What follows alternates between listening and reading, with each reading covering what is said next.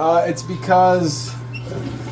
I remember you said something about the sewer being... Yeah, there's a pipe dislocate. Okay. And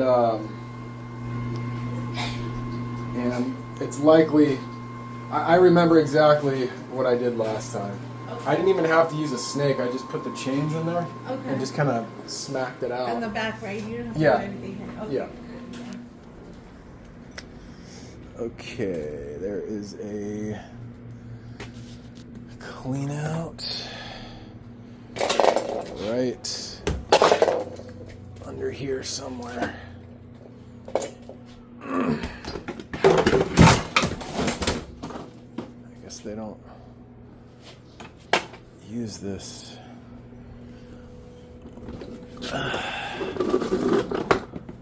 There she is. This is likely gonna...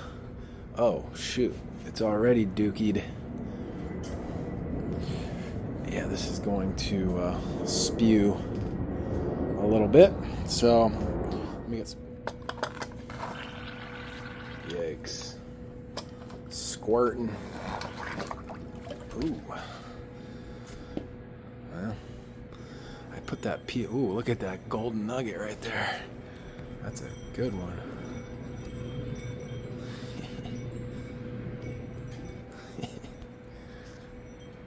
I put that piece of wood there to try and keep the dookie water from going into the garage, but kind of worked a little bit. Oof, that is rank. Wow, that's really bad. Okay.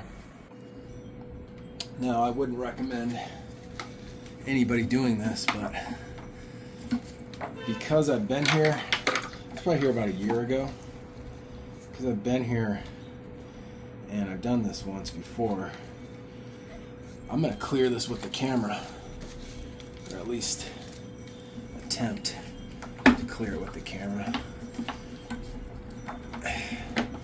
because I'm not even going to have to smack the camera through or anything. Literally, just putting the camera in there is going to break this up. Watch.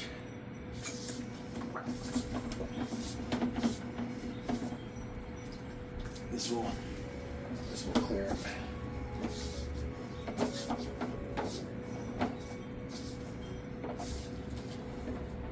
It's right there. Yeah, maybe. I might have to get the chains.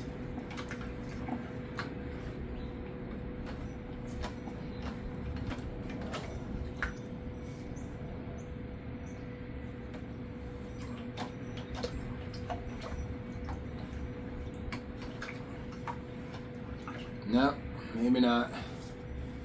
I was getting cocky. I'm gonna have to grab the chains. Actually, yeah, I'll grab the chains. Or, you know what I could do? I'm going to show you guys the drill setup for the... I had Drain Cables Direct make me a chuck adapter for K60 cable. Maybe I'll try that. Yeah, let's try that. Okay, so we got the Super Hog, and then so Drain Cables Direct. I've never dealt with them. They're really an excellent company. So this is what I ordered, and this is an adapter for the K60 cables. And they sent these to me. These are actually something there, what is it called, a prototype? But basically these will not fit in any chuck. And I called the guy back, explained it to him. He's like, alright, we'll refund you. We're making some new ones. We're going to send them to you for free. I was like, oh wow, thanks. But so I ordered two, right? So I took the other one and I just grinded it down, and I'm able to get this in a chuck. But yeah, so just wanted to show that to you. I don't even know if I'm going to need the whole hog once I stuff it down there. I probably could have cleared it with the camera. I don't want to smack the head in there too hard and damage the camera, you know what I mean? Now it looks like I'm going to have to use it. So basically, you take this and it just clicks on there. I'm going to put it in the whole hog first. Let's see if I can get this in the shot here. So, you just put that guy in there. Fits right in. Tighten it up. And then tighten the chuck up.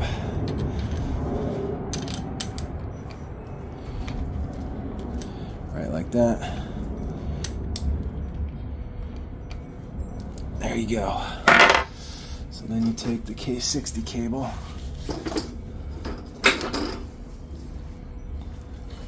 And these self-feed, so you really don't need. If you've ever seen the electric eel machine for the 1.25" cables, you don't need two hands. These cables are designed. I mean, these aren't electric eel cables, but they're designed to feed in by themselves. So, and there you go.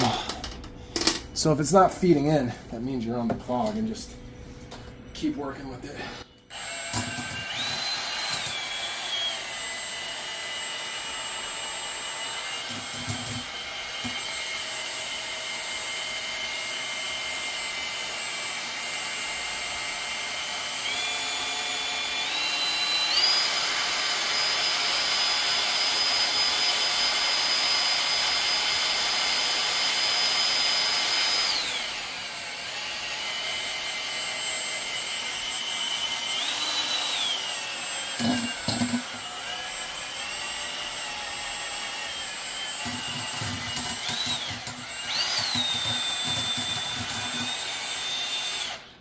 Maybe I should put a cutter blade on that, to be honest.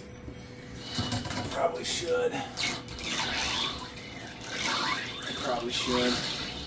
I'm getting cocky here and thinking I don't need to do certain things. Let me get a cutter head.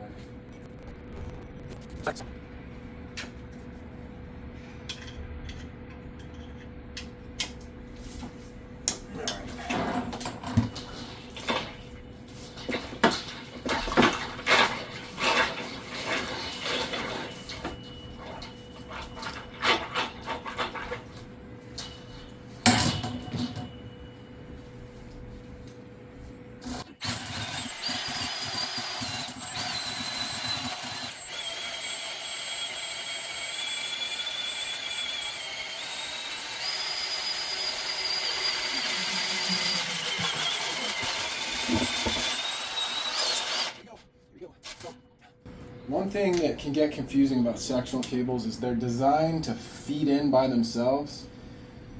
And if you come from a background with drum snakes where you're feeding them in with your hand, you're feeding the cable in with your hand, and you get hung up on on something in the pipe, and you pull it out and you feed it back in. That's not how sectional cables work. They're designed to kind of chip away at the stoppage. So if it's not feeding in, it's likely on the stoppage. But as you saw, I just kept it in there and just kind of let it chip away at whatever it was. But you got to be careful. You can't force these in.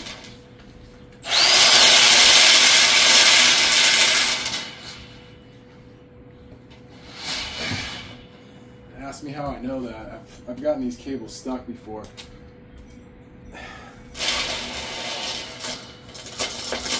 I've got them stuck before because I was forcing them in.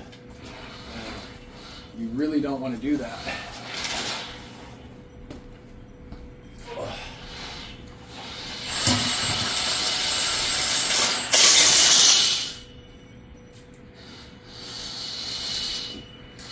There you go.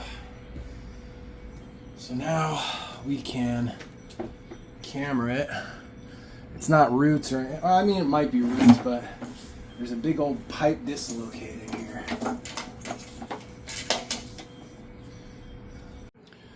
The issue is, see how this is kind of holding water right here? Watch, I'm gonna go underwater partially, and see how I popped up over that lip right there? It's just dislocated. See how it drops down?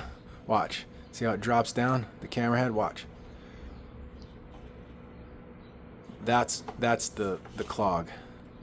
And you can see where some of the toilet paper on the pipe is right there. That's the issue. It's just dislocated a little bit. And the last time I was here, I located it, and the little dislocate is somewhere. It's right here. So there you go.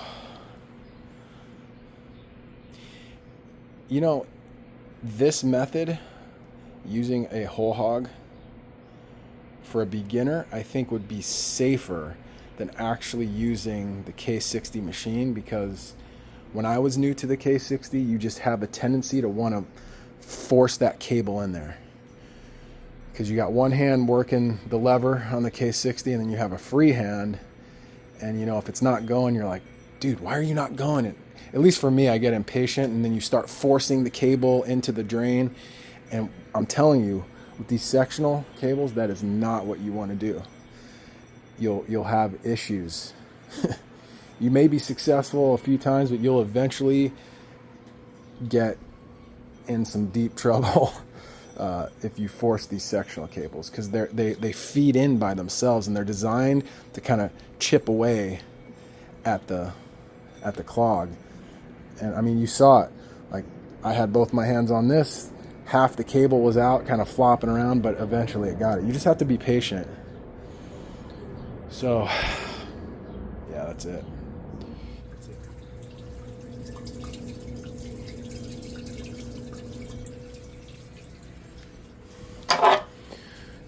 So if you guys come to clear a drain, for all my plumbers out there, do you clean up the sewage spill? Or would that be an extra charge? For me, I'll hose down the area if they have a hose easily accessible. But I'm not a restoration company. I'm a plumber. And I'm here to unclog your drain. And if there was a ton of sewage, I would say you got to get a resto company, clean that up. Because one, I can't fit that equipment in my van. And on top of that, I don't carry cleaning chemicals. And as a matter of fact, I don't know any plumbing company that cleans up sewage spills. I do have a friend that has a plumbing company, and then he has a restoration company, but they're completely separate. So, but at least in LA, their plumbers are not, I mean, they'll hose down the area for you or whatever, but plumbers are not properly cleaning up sewage spills, unless, like I said, they have their own resto company that's completely separate. Well, I guess Roto-Rooter does water cleanup, but if they do clean up the sewage spill, it's certainly not included in their price to unclear your drain, unclog the drains.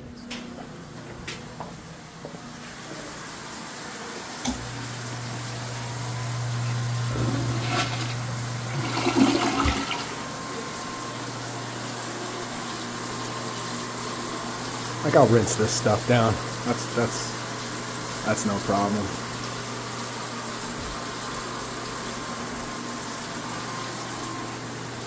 All good here.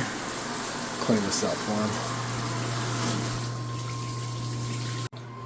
One of the reasons I always rinse this down is because a lot of times after sewer clogs, when it comes up in the bathtub, the P-trap for the tub or the shower will be clogged, so I always like to make sure that it's going down. We are clear.